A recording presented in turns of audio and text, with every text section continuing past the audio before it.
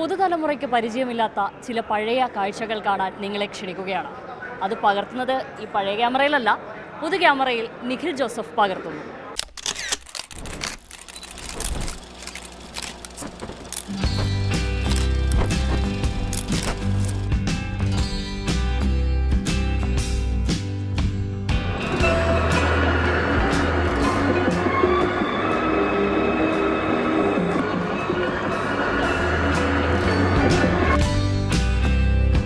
ചരിത്ര പുസ്തകങ്ങളിലൂടെ മാത്രം പരിചിതമായതും ചിലരെങ്കിലും മ്യൂസിയങ്ങളിൽ കണ്ടിട്ടുള്ളതുമായ പൗരാണിക ശേഷിപ്പുകൾ.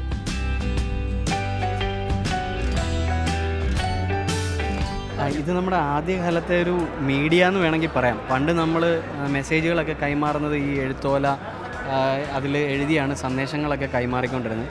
ഈ കാണുന്ന എഴുത്തോലയും എഴുത്താണിയൊക്കെയാണ്. പിന്നെ ഇവിടെ നമുക്ക് ചോള രാജാക്കന്മാരുടെ കാലത്ത് തൊട്ടുള്ള കോയിൻസ് സൂക്ഷിക്കാൻ ഉപയോഗിക്കുന്ന ചോള കോയിൻ ബോട്ടാണിത്. അതിൽ ചോള നാണയങ്ങളാണ് സൂക്ഷിച്ചിരുന്നത്. പിന്നെ ഇതെല്ലാം ടെറാക്കോട്ടോ ആർട്ടിഫാക്ട്സ് ആണ്. ആദ്യത്തെ പ്രഷർ കുക്കർ, പിന്നെ ഇത് ഇത് അതുപോലെ നമ്മൾ തന്നെയാണ് തീയിൽ കത്തിച്ച് നമ്മൾ അടുപ്പത്ത് വെച്ചാണ് ആ പ്രഷർ കുക്കർ ഉപയോഗിച്ചുകൊണ്ടിരുന്നത്.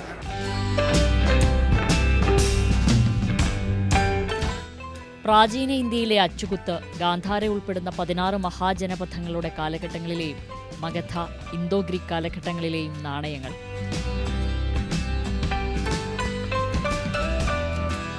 ലോകരാജ്യങ്ങളുടെ കറൻസികൾ, വിപ്ലവ നായകൻ ചെഗ്വേര ഒപ്പുവെച്ച കറൻസി തുടങ്ങി നടന്നു കാണാൻ ഒരുപാടുണ്ട്. എനിക്ക് ഹിസ്റ്ററി എന്ന് പറഞ്ഞ സബ്ജക്റ്റ് വളരെ ഇഷ്ടമാണ്. അപ്പം അതിനെ കുറച്ച് കൂടുതലും ഡീപ്പായിട്ട് പഠിക്കാൻ അച്ഛൻ സഹായിക്കും. അതൊക്കെയാണ് ഇവിടെ കാണുന്നത്.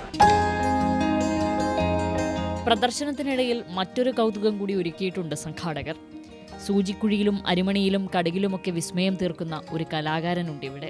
ഒരു തയ്യൽ സൂചി നമുക്കൊരു നൂല് കോർക്കണമെങ്കിൽ പോലും കുറച്ച് സമയമാണല്ലോ.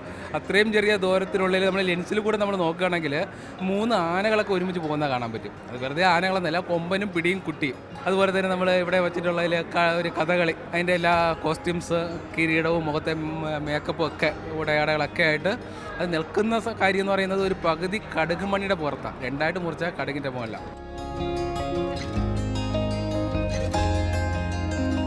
ട്രാവൻകൂർ കൊച്ചിൻ ഹെറിറ്റേജ് ഗാലറിയാണ് അത്യപൂർവമായ ഈ കാഴ്ചകൾ സമ്മാനിക്കുന്നത്. നാണയങ്ങൾ വാങ്ങുന്നതിനും വിൽക്കുന്നതിനും അറിവുകൾ ശേഖരിക്കുന്നതിനും പൊതുജനങ്ങൾക്കും അവസരമുണ്ട്.